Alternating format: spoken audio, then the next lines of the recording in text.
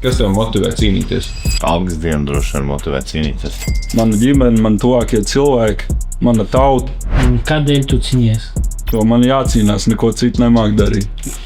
Vairāk teikt par to, ka par to savu legacy, jo vienalga kāds es tur esmu, vienalga kāds es tur zāhāts, lamāts un apspriests es esmu, bet es esmu tas, kurš savāc tos skatītājs tajā cīņu sportā un kamēr tā veselība atļauj, tad ir jākāp jācīnās un jāvāc tās arēnas. Kā tu atšķiries no sava pretinieka? Viennozīmīgi es esmu izskatīgāks par jebkuru savu pretinieku. Tas tā kā, tas ir galvenokārt, kā es atšķiros. Gan jau izskatā, es esmu smūgs, viņš neglīts. Skudroks esmu. Sporta ziņā es varu nocīnīties vairāk kā vienu raundu. Kaut kā tā.